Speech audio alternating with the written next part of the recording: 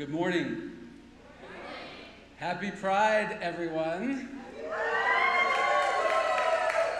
As a card-carrying member of the LGBTQ+, with all the other letters that I can't think of right now because I'm nervous, I want to sincerely thank this room that I know is full of allies, and we need you. We need you badly right now because we're facing a lot of hatred, old hatred, but it's bubbling up again. So when you get to the polls, you know what to do, and you have our appreciation. I would also like to introduce Siobhan Massey, EMC's new lead vocalist. We are so thrilled she's with us. She is awesome. She is wonderful. She is so easy to work with, and we're really excited to have her.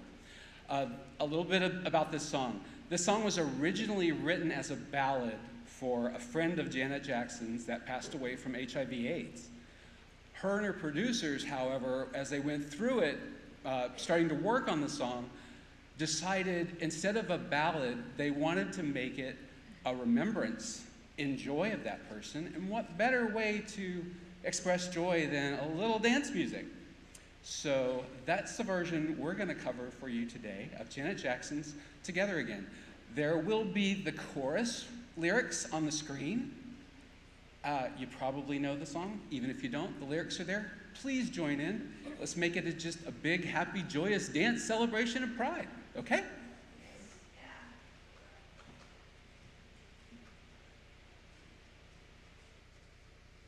All right, here we go.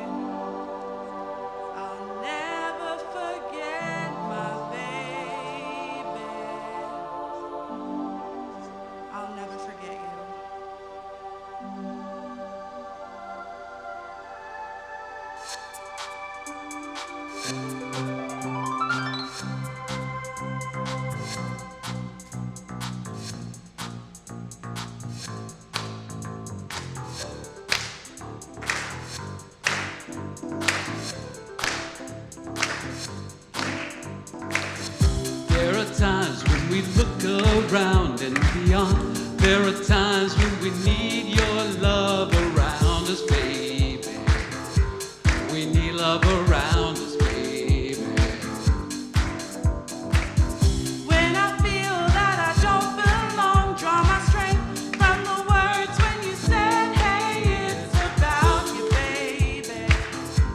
What's deeper inside you, baby? Dreamed about us together again. What I want is together again, baby. I know we'll be together again, 'cause everywhere I go, every smile I see, I know you are there, smiling back at me, dancing in moonlight. I know you are free, 'cause I can see your star shining down on me.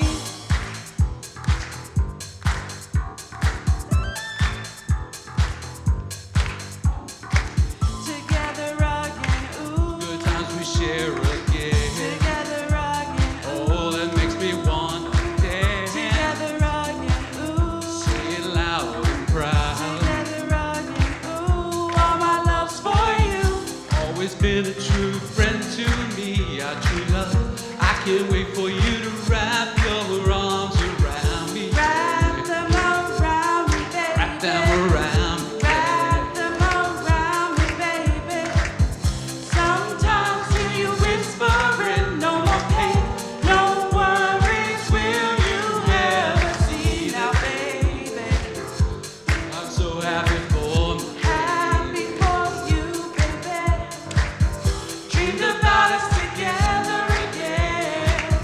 What I want is together again, baby. I know we'll be together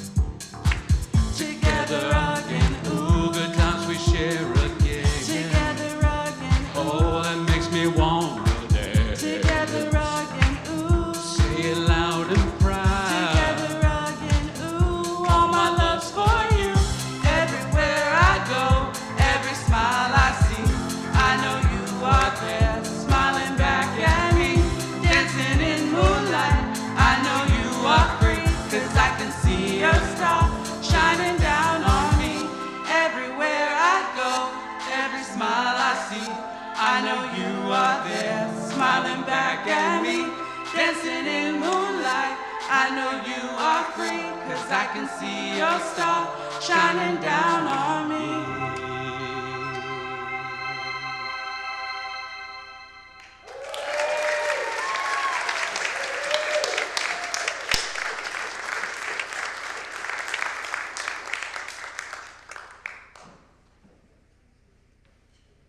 Oh, there we go. Thank you, EMC.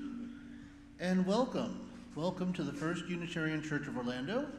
I am Charles Connelly-Candelario, and I serve as a worship associate team member here at 1U. Leading worship with me today are Wren, our Director of Music, Aubrey Connelly-Candelario, Elizabeth Tuura, Reverend Margalie Belizaire, Director of Lifespan Religious Enrichment, Judith Stein-Farrall, Board President-elect Gregg Buckingham, our music group, EMC, Bram, and of course, our accompanist, Danny Monzon Villegas. And let's not forget all the different people and groups that work diligently in the background to ensure that we come together on Sunday mornings, and we thank you. Children will go to free play when we sing them out after the time for all ages, and the nursery is open until noon. Youth groups meet Sunday at 12 noon in room 5. We greet you this morning, old friends and new ones, as we explore our Unitarian Universalist faith, which draws us into a community of justice seekers with a commitment to lifelong spiritual growth and a compassionate service to the community. As a Unitarian Universalist congregation, we are a non-creedal community that does not subscribe to a specific set of beliefs. We live by a covenant that encourages ethical behavior, affirms democracy, celebrates the worth of each individual, and unites us in a search for truth in meaning. Whether today is your first or your 1,000th Sunday in our midst, we welcome you here. Whoever you are, whoever you love, you are welcome here. In this community, your whole self is welcome. We welcome your race, national origin, immigration status, gender, sexual orientation, age, physical or mental abilities, economic status, or religious background. We welcome you. For more information about our congregation and announcements, go to orlandouu.org or email info@orlandouu.org. After service today, head over to the assembly room for RE Sunday Sunday. Get the scoop about all things RE. Find out what kids can learn, what can adults learn, how can you help.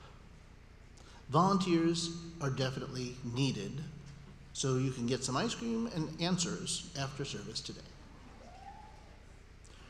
The Orlando Pride Parade is almost here. Saturday, October 21st. Please note that this year, decorating of the float will be done at the parade site, not at the 1U campus, from 2 p.m. to 4 p.m. See the weekly update or Paul Knight for more information.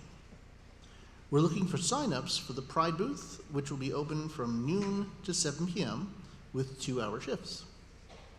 Interested parties should contact Joan Nelson. Now I invite Nikki and Rachel to the pulpit for a special announcement.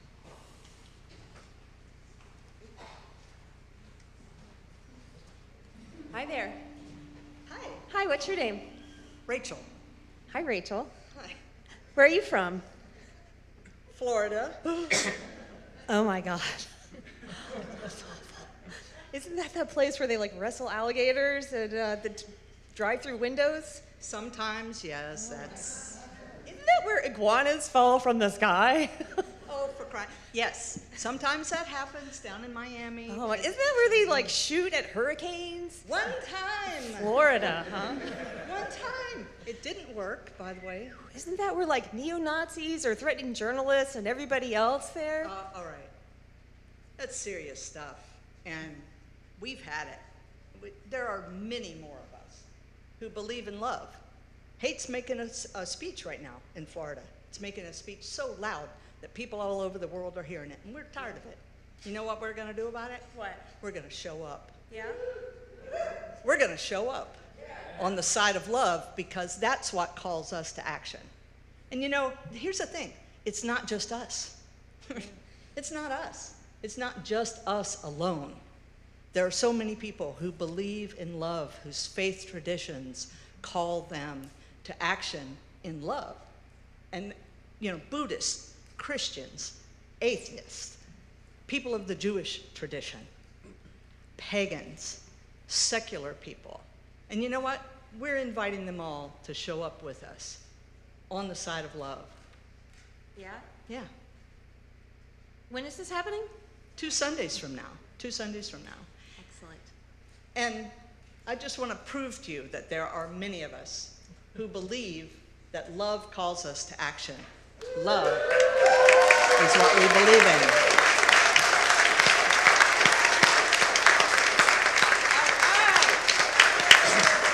That's a Florida I like to see. That's my Florida. Show up, side with love.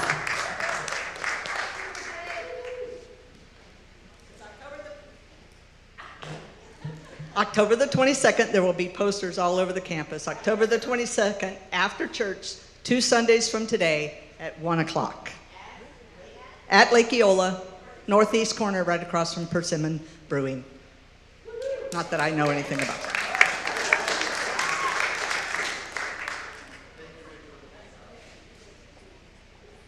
All other announcements are on the slides before and after the service, and we have links in the weekly update or on our website. If you'd like to follow along the service, please use the QR code shown in the monitor and on the first few slides. Thanks again for being here in person and online today.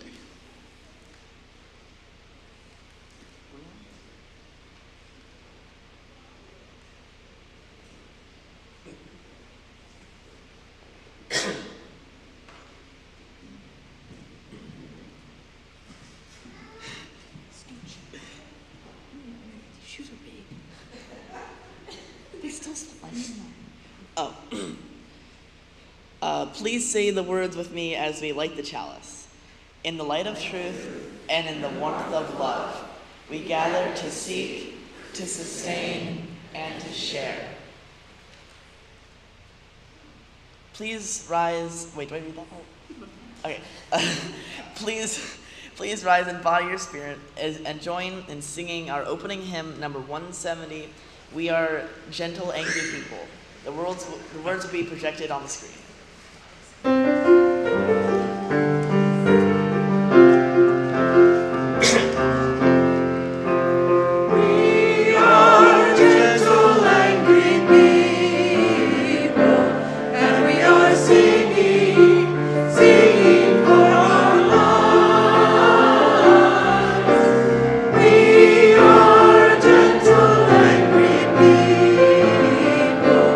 And we are singing.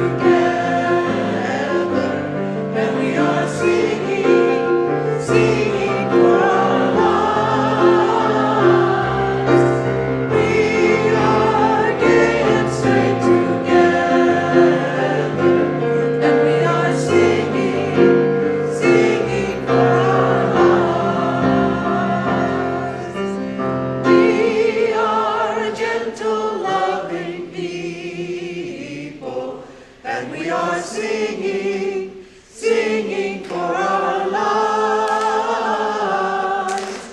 We are a gentle, loving people, and we are singing, singing for our lives. Wow. So good to be with you this morning. I feel the energy in the room as we continue this month of exploring the gift of heritage. Let's continue also to celebrate LGBTQ plus History Month. And we'll explore a bit. We'll try to connect the two together today for you and hope that works. And may the rainbow of love enfold you, or I should say continue to enfold you, because I feel the love in here. And may your fluidity never be hindered. This morning, I invite you to think of those who have fought and advocated for the rights of LGBTQIA plus folks, and for those who have perished because of unjust treatment, whether in the fight or simply fighting to live. And for those who are fully living their truth. And as you do so, as you think about those people, I call us to worship with this prayer from Reverend Scott Taylor. Let us drink from stories that sustain us all. I felt it was appropriate to open with a prayer for this service. We gather as a house of many stories. There's a shelter shot through with memories that speak, that long for us to listen. As we learn of those who have gone before, the way in front of us becomes more clear. And as we remember what they survived and what they sacrificed for the faceless us who would come after, we find courage far beyond what we could muster on our own. Beneath this seemingly worn-out world, there are wells from which we can drink. Come, let our thirst guide us there. Come, let those sweet ghosts whisper their gifts. And come, beloveds, let us worship together. And let's greet one another. Good morning. Good morning. Good morning. Good morning. Nice to meet you. Hi, Aubrey. Hi, Jen.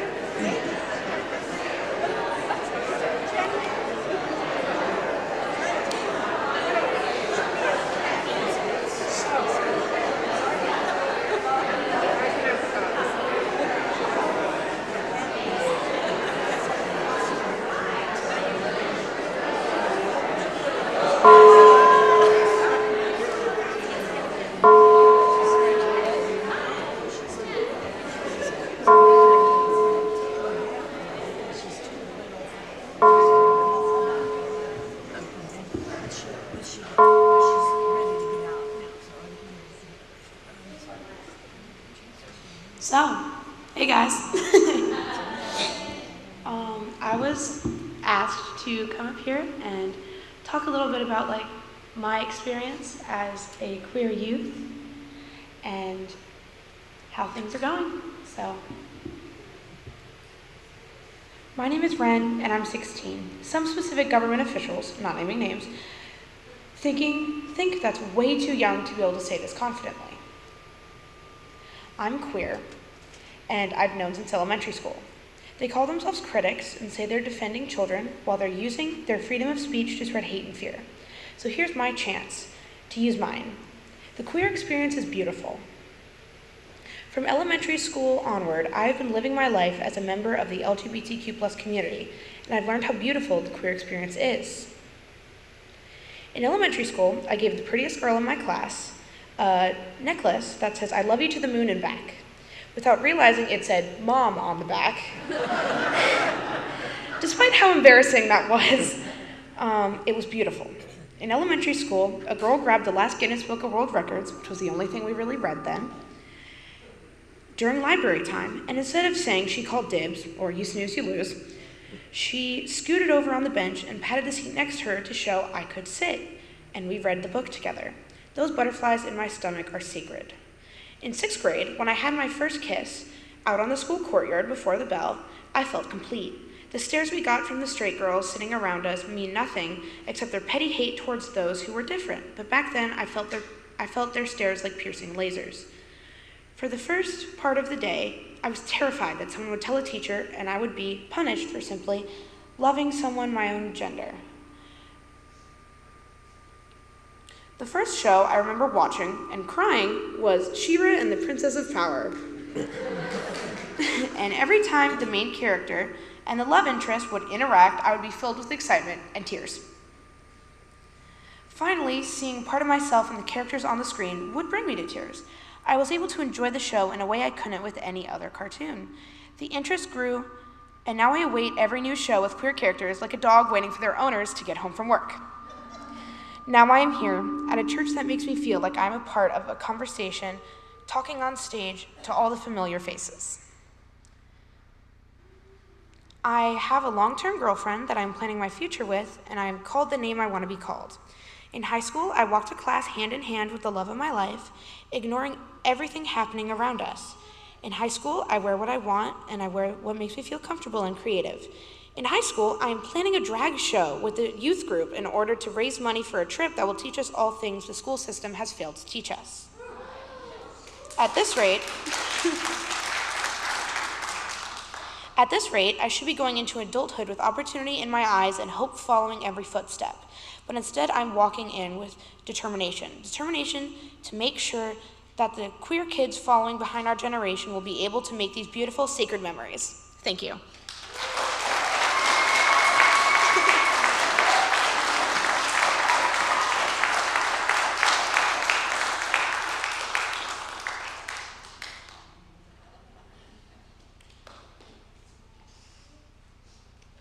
I can't talk now. What wonderful youth we have. Thank you, Wren. I would like to invite all my speakers up to the mic, standing next to me in this order: Michael, Karina, Rachel, Nikki, Karina, Rhonda, Cody, Rhonda, Melinda. They're gonna, I will hand off the script accordingly. You'll hand it back accordingly. Okay. Hi, my name's Judith. I'm the Director of Lifespan Religious Enrichment here at First Unitarian Universalist Church in Orlando. It doesn't go like that, but yep. A few facts from the UUA website. In 1969, the first UU minister came out as homosexual on the national scene, Reverend James L. Stoll. He never served a congregation again. Prior to that, ministers discovered to be gay were fired from their congregations, though once was rehired as a custodian. Unitarian Universalism began teaching about gay issues to youth in 1971 in the Unitarian Universalist curriculum About Your Sexuality, now known as Our Whole Lives. In 1979, the first gay out man in the UU ministries were called to serve congregations. Reverend Douglas Morgan Strong called to serve All Souls Church, Augusta, Maine, and Reverend Mark Bellatini called to First UU Society of San Francisco, California. The UUA has been ordaining people regardless of sexual orientation since the 1970s, and the first openly transgender person was ordained in 1988.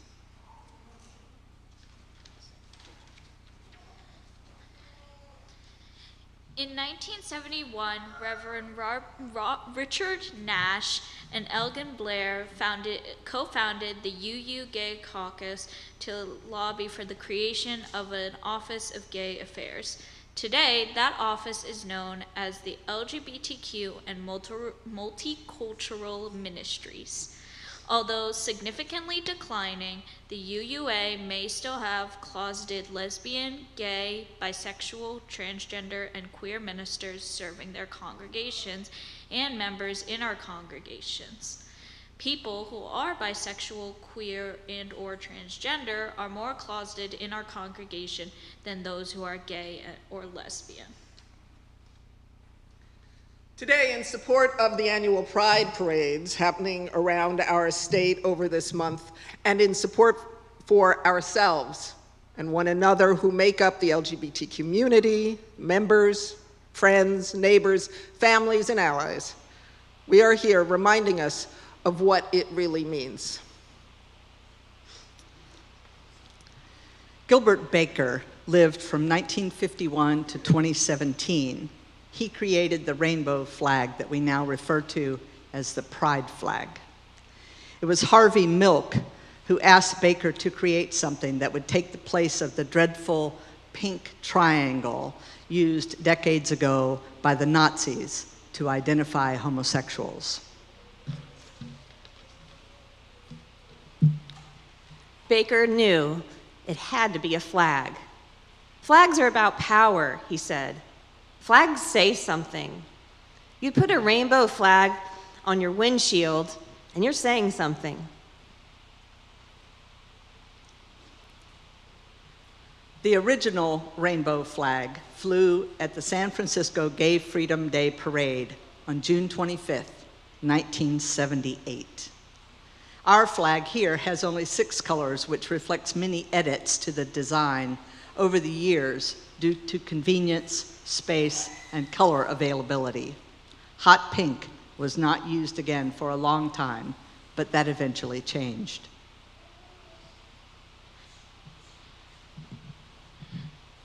The Rainbow 25 C2C flag, 1.25 miles long, was unfurled in Key West, Florida on June 15, 2003.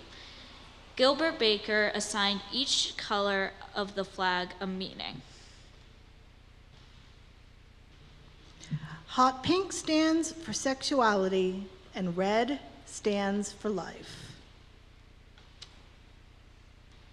Orange stands for healing and yellow for sun.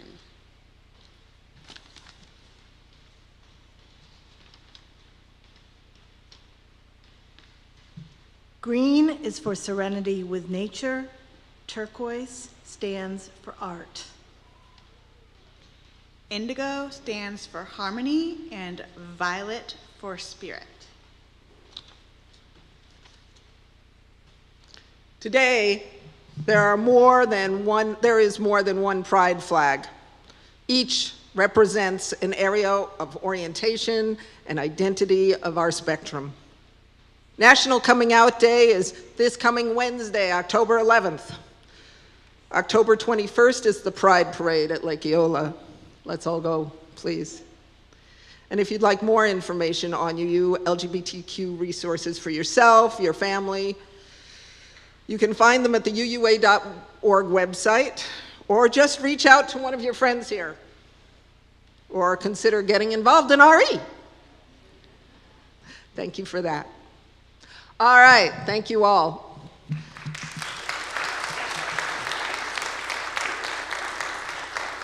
Now that I've stopped crying, let's sing our young people out to their free time activities by lifting up our arms in a loving arch for our children to walk under as we sing This Little Light of Mine.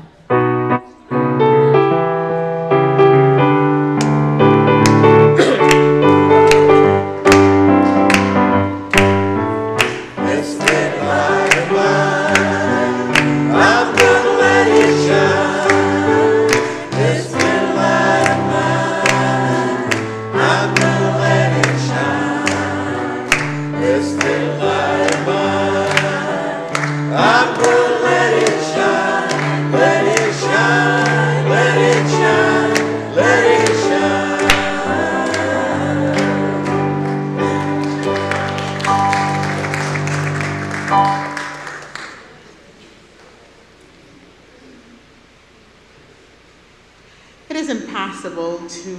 talk about the history of LGBTQ plus treatment without acknowledging the painful discrimination, prejudice, and violence that many individuals face throughout history.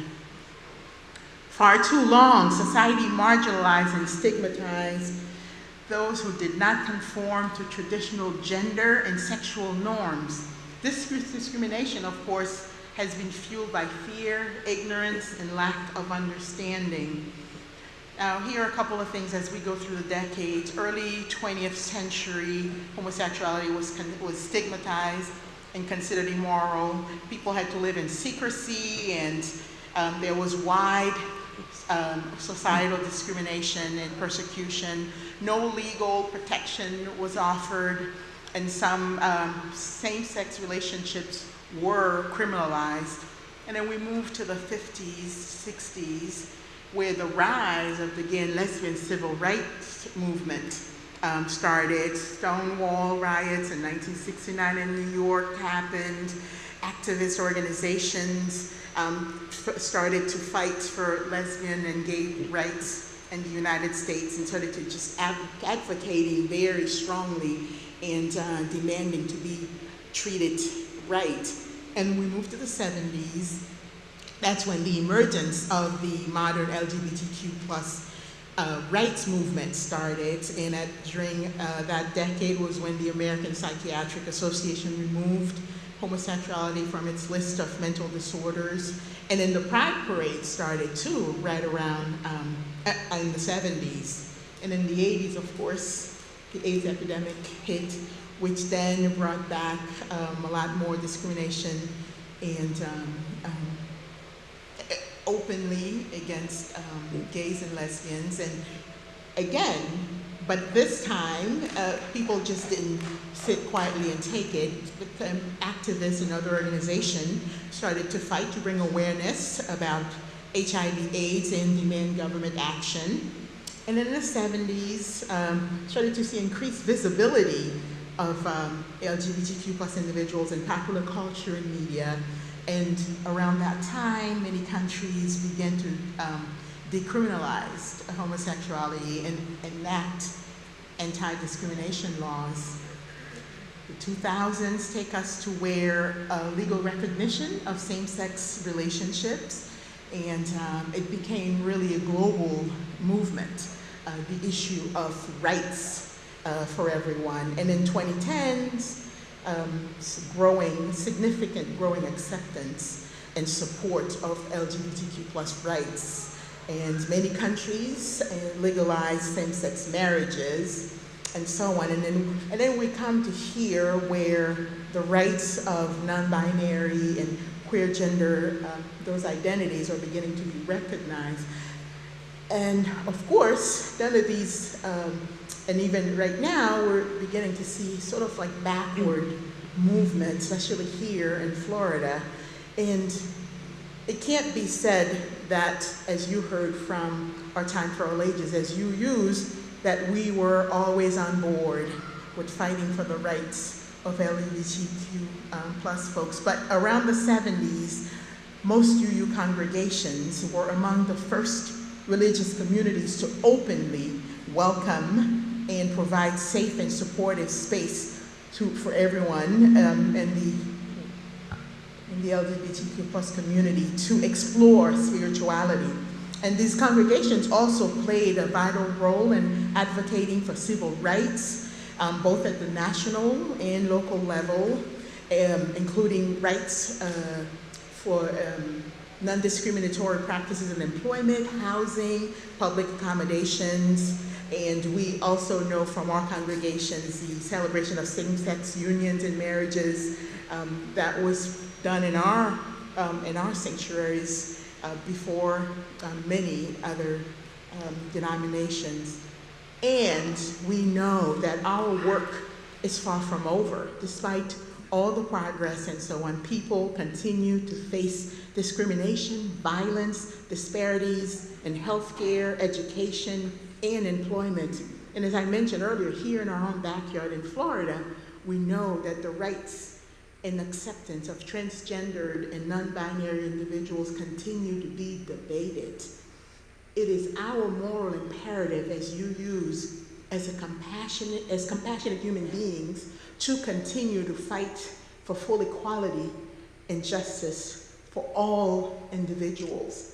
And the treatment of LGBTQ plus individuals over the decades has been marked by both progress and challenges. Unitarian Universalism, once we got it, steadfastly became allies in this fight. So let us continue to tirelessly work to create a world where everyone is treated with love, respect, and equality. Those are things that everyone deserves. And together, we can help bend the arc of the moral universe toward justice for all.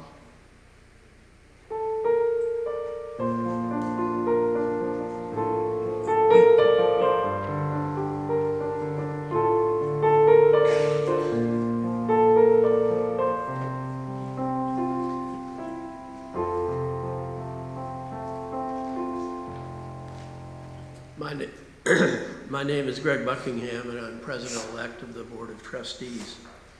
It's great to be a member of a welcoming congregation. We invite you now into the practice of generosity. It is one of our spiritual values which sustains the life and ministries of the church community. Let us be grateful for the opportunity to give, for it is a privilege to be able to do so. And let us be grateful for our needs, for they give us the opportunity to practice receiving. Today's full collection will go to the ministries of the church. You can donate to our Share the Plate partner for October, the Zebra Youth, which is a network of organizations which provide services to lesbian, gay, transgender, and all youth, LGBTQ+, ages 13 to 24. Their information is on the screen, and please let us know if you donated to them. The offering will now be collected.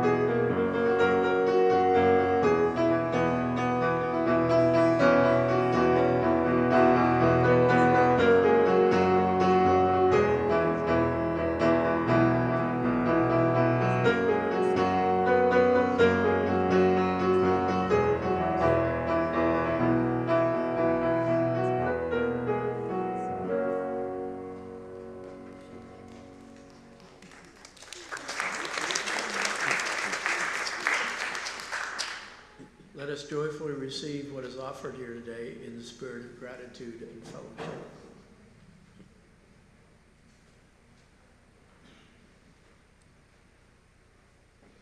Hi, I'm Aubrey Connelly-Candelario. My husband says his last name wrong. In 1981, I started 9th grade at Harding High School in rural Marion, Ohio, there were 1,399 straight students, one gay student, me. Or at least that's what I thought. That's how it felt. I did have the same girlfriend from 7th grade through graduation. She and her wife now live happily in Columbus, Ohio, raising 3 children. So I guess there were 2 of us at least. My sister was experimenting with her sexuality and had boyfriends and girlfriends and went to the Michigan Women's Music Festival where she brought back albums of Pioneer music for me. My mother used to say that my favorite teacher, the choir director, wore lace underwear. Mom lost a promotion to a gay man and used the F slur against him in front of me, and would make fun of his feminine mannerisms. My father whooped for joy when he found out that I had kissed a girl at my senior prom. By 1986, it was the end of my freshman year of college at Ohio State University. I was 19 and now completely out of the closet. It was also the height of the AIDS crisis. I was elated to come out fully and be myself. It's no exaggeration to say that for me, the sun shone brighter, the birds sang louder, and the air just smelled sweeter. Everything inside of me felt better. First, I came out to my sister, and she said, "Don't get AIDS." Then I told my friends, and they all said, "Don't get AIDS." With each new person I told, being gay transformed from something wonderful into a death sentence. At 19, I had only ever kissed my prom date. It was a girl, and it was just a kiss. But now I was told that sex equaled death.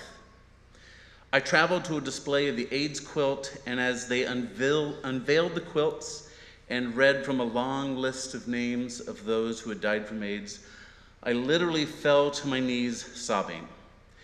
At that time, I didn't even know an AIDS victim or survivor, but the amount of pain was overwhelming. Television was filled with movies like The Ryan White Story, An Early Frost, and Longtime Companion. For those of you too young to know, longtime companion was the term that newspapers used to refer to spouses or boyfriends of gay lovers because they couldn't recognize a healthy gay relationship, so they came up with longtime companion. I think it's fair to say that I never saw a happy or positive portrayal of a gay man or lesbian in media until I was almost 30 years old. Besides AIDS in the 1980s, there was also Ronald Reagan, the moral majority, and the constant threat of nuclear annihilation. Of course, the 80s weren't all bad. There was Madonna. In preparing the story, I realized it might feel a bit bleak. The truth is that for me, the 1980s were a bit bleak. My joy from coming out and being LGBTQIA and in this community really didn't start until I moved to Florida in 1990. I guess my coming out started in 1981, but it continues today. For instance, I'm a high school teacher, and every year I do Ask Mr. Connelly-Candelario Anything Day. The kids get a piece of paper and a pencil, and they can write anonymously any question they want, put it in a bowl, and I will pull out and answer it honestly. But before I do that, I always say, I'm 56 years old, yes, I'm gay, I've married to my husband for 28 years, we have a gay son together. Don't waste your paper on those questions, let's move on. Now, in my classroom, we say gay. So, 200 years in the future, I would hope that AIDS would only be in history books, that no one needed to come out, we just are, and that LGBTQ people are an essential part of the community, but without losing our unique identity. Thank you.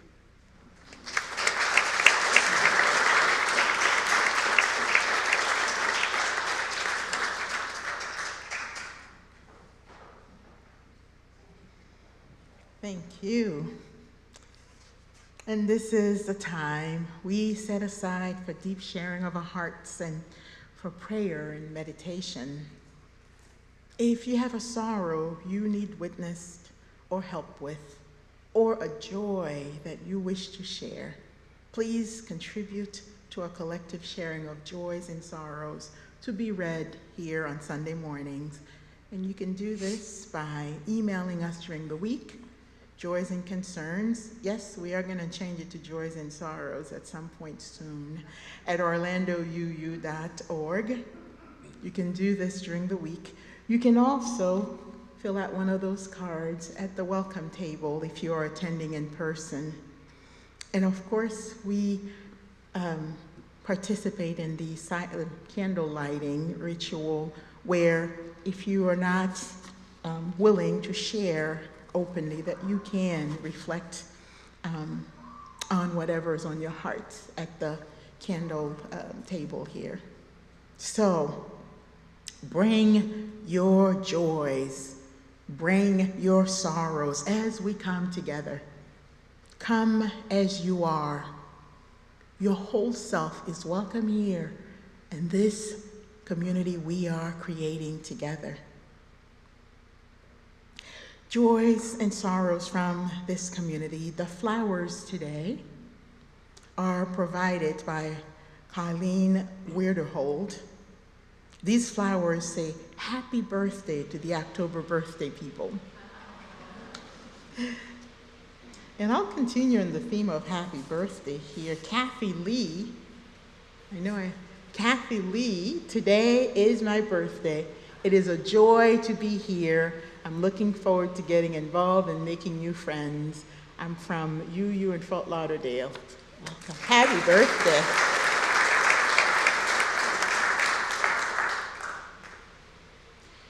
A big thank you to all the volunteers who made yesterday's harvest celebration such a success. The kids had a great time. Yeah, I missed most of it, but my goodness. And where is Esme? Such a dancer.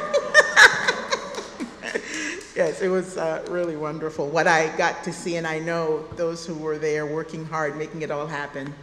Thank you.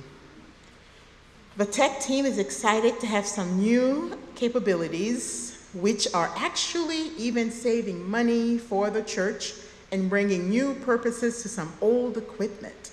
We are so excited to continue improving. Shout out to everyone working to make these changes possible.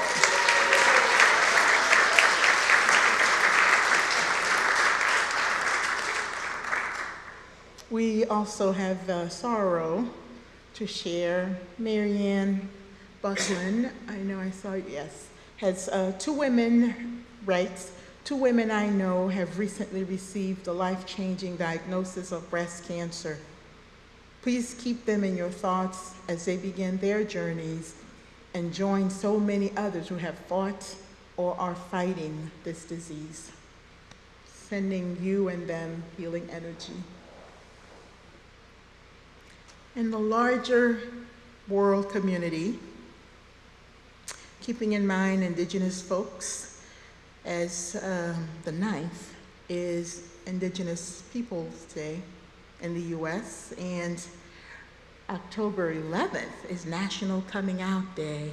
So if you need to come out, may you feel safe enough to be brave enough to do so. And if you are the one somebody comes out to, may you show the love and compassion that the person deserves. And we continue to hold our Orlando community in love as Orlando and our state continues to need comfort and activism to eradicate hate.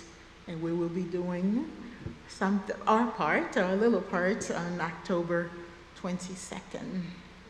We continue to hold our global community in love as continuing conflicts beset communities around the world, including in Israel this weekend, where militants from Gaza fired a deadly barrage of rockets and sent gunmen in southern Israel territories, and one of the deadliest days and decade between the two sides. Over 750 people from both sides have so far died, and a long war is expected. And for all the joys and sorrows of this community shared, and for those held close to the heart, Let us pray, let us celebrate, and let us send each other healing energy. We will do a prayer at the end, so right now I invite you to come forward and light a candle of remembrance, loving kindness, or hope.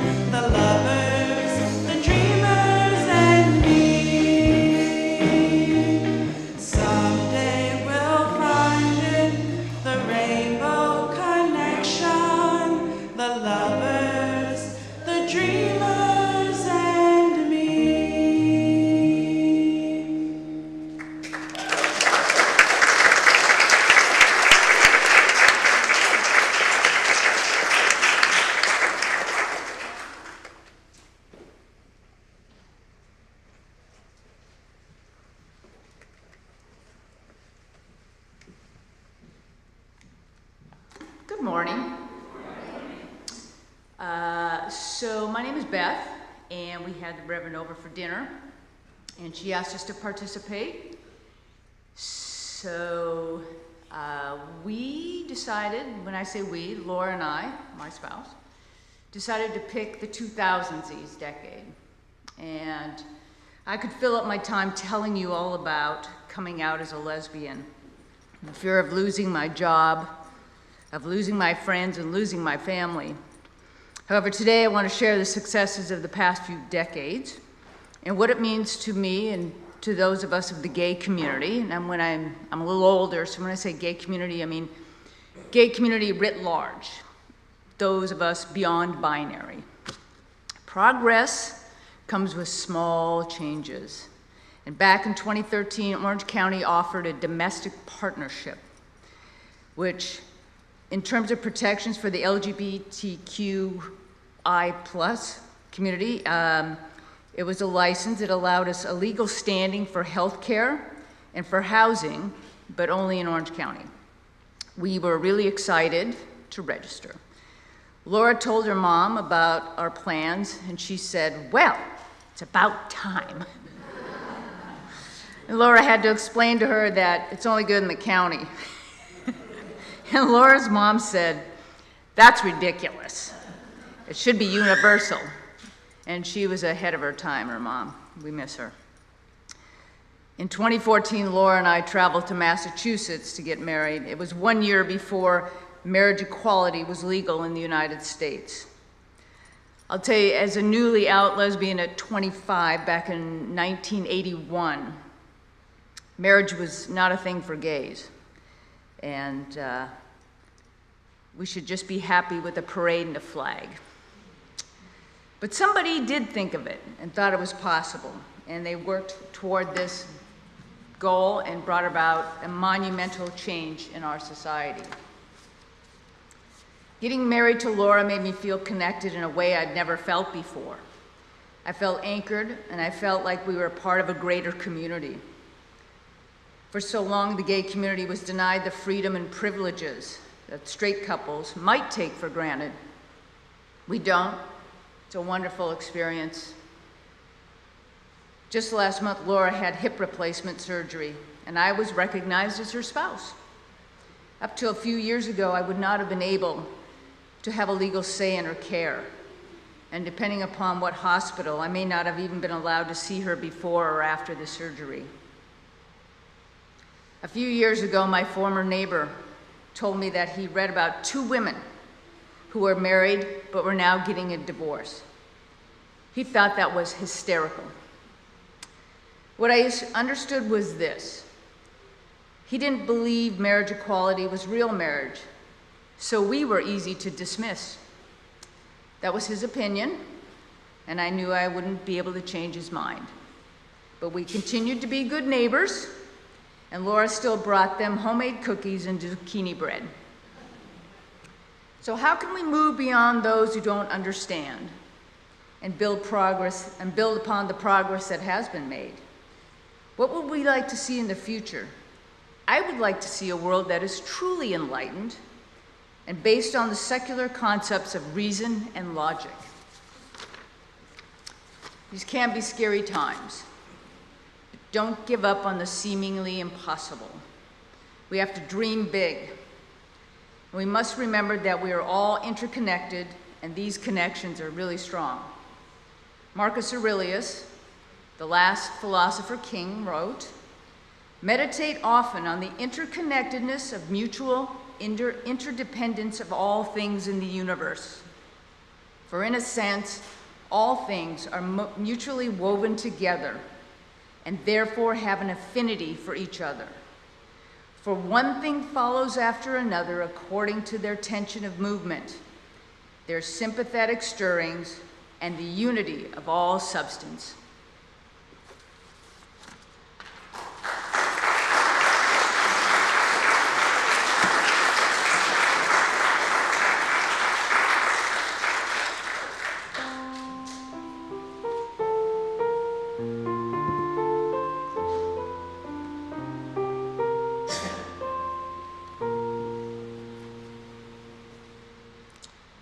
went ahead and edited my sermon, my prayer, because I noticed the time. But because this is such an important service, I know you are here with us. And so anyway, we're going to do a little bit of an imagining. 200 years in the future. And this little imagining, I'm inviting you to think of it as a prayer for what life might look like 200 years from now. So whatever posture you take when praying, and some of you, if you don't do anything that you call a prayer, you might wish to close your eyes or have them at a soft gaze ahead of you. Let's envision a society where all individuals are not only accepted but cherished as an integral part of the beautiful tapestry of human diversity. In this future, we have moved beyond the limitations of prejudice and discrimination. No one is judged or persecuted for their sexual orientation, gender identity, or expression. Instead, are celebrated. We celebrate the richness of human diversity, recognizing that every individual is a unique expression of the divine. In this future, trans and gender fluid youth grow up knowing that they are valued just as they are. They do not experience the pain of hiding their true selves or fearing rejection from their families and community. Love and acceptance are their birthright, and they are free to explore their identities without fear. Marriage equality is no longer a milestone, but a long-standing reality. Love knows no boundaries in this world, and couples of all genders can celebrate their love and commitment without hesitation or prejudice. Families come in all shapes and sizes, and children are raised and loving home by parents who are celebrated for their love, not judged for their identities.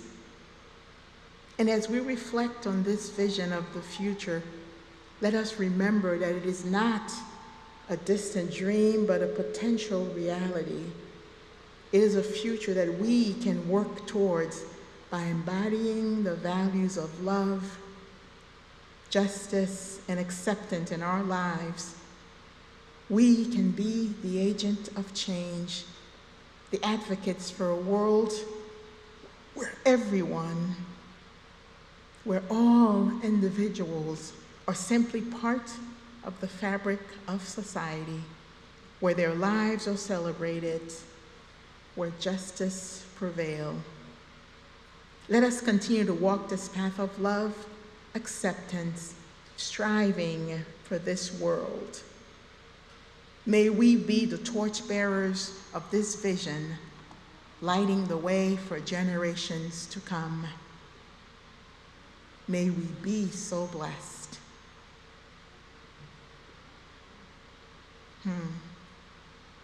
Now, join me in singing our closing hymn, number 295. Sing out praises for the journey. The words will be projected on the screen.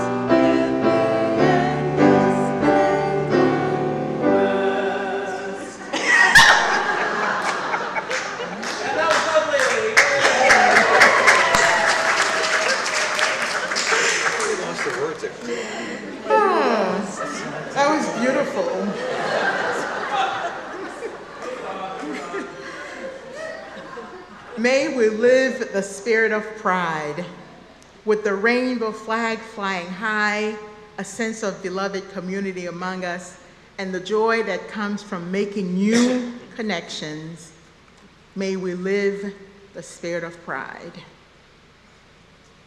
Call to action, beloved. So much is happening in October. You've heard about many of it here. What we're asking you is pick your lane and show up.